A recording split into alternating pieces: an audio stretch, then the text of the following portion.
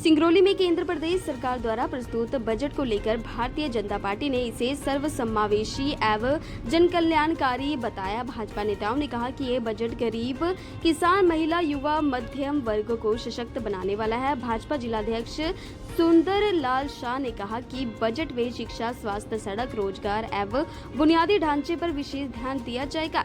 किसानों के लिए सहायता योजनाएं, युवाओं के लिए रोजगार के अवसर तथा महिलाओं के लिए आर्थिक सशक्तिकरण को प्राथमिकता देना सरकार की दूरदर्शी सोच को दर्शाता है। सिंगरौली से ब्रजेश शुक्ला की खास रिपोर्ट। आज केंद्र सरकार के द्वारा बजट पेश किया गया, क्या कुछ कहेंगे जिलाध्यक्ष जी इसको लेके आप? देखिए, आप सभी को सादर नमस्कार। आज विश्व के सबसे लोकप्रिय नेता, देश के यशस्वी प्रधानमंत्री माननीय नरेंद्र मोदी जी के नेतृत्व में हमारे भारत सरकार के वित्त मंत्री माननीय निर्मला सीतारमण जी के द्वारा जो बजट पेश किया गया वह सभी वर्गों के लिए हित में किया गया। चाहे आप व्यापारियों के लिए लीजिए, चाहे युवाओं के लिए लीजिए, महिलाओं के क्षेत्र में लीजिए, चाहे कृषि के क्षेत्र में लीजिए, सभी क्षेत्रों में संतुलन बनाकर हमारे वित्त मंत्री जी के द्वारा बजट पेश किया गया। अब हम आपको व्यापारियों के लिए अगर बताएं तो इस बार के बजट में ITR फाइल जो करने का समय 31 दिसंबर रहा करता था वो 31 जुलाई तक हो गया। यह हमारे व्यापारियों को बहुत बड़ा लाभ हुआ।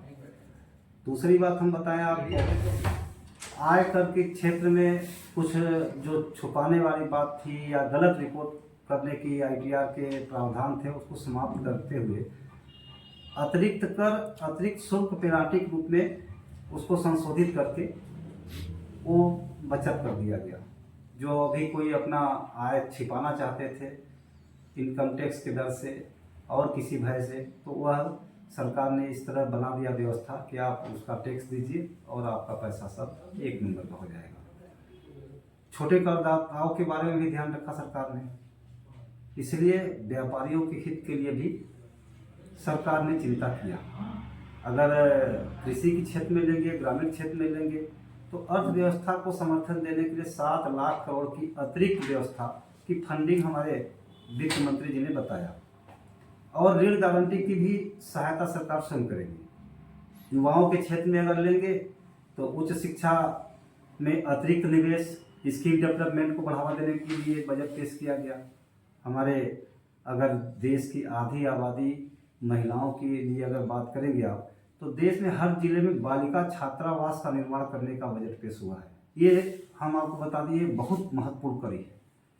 आज अगर भारतीय जनता पार्टी कहती है कि हम महिला सशक्तिकरण की बात करते हैं, महिलाओं के उत्थान की बात करते हैं, महिलाओं को बढ़ावा देने के लिए बात करते हैं, तो उस कड़ी में यह जो विकसित भारत संकल्प है माननीय नरेंद्र मोदी जी का, उस कड़ी में आप ये समझ सकते हैं कि जो बालिकाओं के लिए छात्रावास प्रत्येक जिलों में है, ये बहुत महत्वपूर्ण कड़ी है।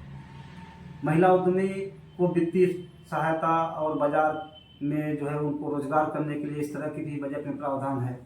आजीविका मिशन की बहनों को भी सीधे लाभ मिलेगा, उनके सहायता के लिए बजट में प्रावधान है। अब अगर आप आम गरीब की बात करें, जनता की बात करें, तो स्वास्थ्य के क्षेत्र में एक महत्वपूर्ण जो बजट आपने देखा होगा वह जो हमारे वित्त मंत्री जी ने पेश किया है, कैंसर की 17 दवाइयों के साथ 7 गंभीर बीमारियों की दवाइयों पर कर में छूट दिया, जिसमें दवाइयाँ काफ़ी सस्ती हो जाएगी। इसके पहले भी छूट था, लेकिन हमारे सरकार के द्वारा माननीय नरेंद्र मोदी जी के नेतृत्व में जो बहुत ऐसे जनमानस है जो दवाइयों के खरीदने में अक्षम होते थे, तो वो अपना आयुष्मान में योजना तो चल रहा है, लेकिन इसके साथ ही साथ दवाइयों में टैक्स कम करके सस्ता करने का काम हमारे प्रधानमंत्री जी ने करवाया। यह मैं अपनी ओर से और भारतीय जनता पार्टी को से बहुत बहुत उनको धन्यवाद विज्ञापित करता हूँ। रेल के क्षेत्र में अगर देखेंगे तो देश में 7 नई हाई स्पीड कॉरिडोर बनाने की घोषणा की गई है। उस क्षेत्र में भी, रेलवे के क्षेत्र में भी सरकार ने ध्यान दिया है। अब अगर आप सस्ती चीज़ों की, अगर छोटी मोटी सामानों की अगर बात करें तो CNG, बायोगैस, सोलर, जूते, ऐसे जो सामग्री है जिनके रेट भी सस्ते हो रहे हैं, जो जनता से सीधे जुड़ा हुआ है, जो आम जनता की ज़रूरतें होती हैं वो भी कम करने का प्रयास किया गया है।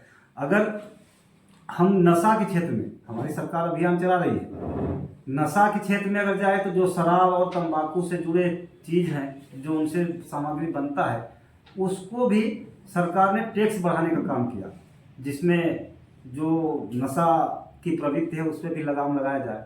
तो इस तरह से अगर आप सभी क्षेत्रों में देखेंगे तो जो बजट पेश हुआ है, चाहे आपको मैंने पहले बताया, चाहे युवाओं के लीजिए, महिलाओं के लीजिए, व्यापारियों के लीजिए, आम जनता के लीजिए, सभी लोगों के हित को ध्यान में रखते हुए एक संतुलित बजट हमारे भारत सरकार की वित्त मंत्री माननीय निर्मला सीतारमण के द्वारा पेश किया गया है। मैं सहृदय अपने भारतीय जनता पार्टी की ओर से उनका बहुत बहुत धन्यवाद ज्ञापित करता हूँ।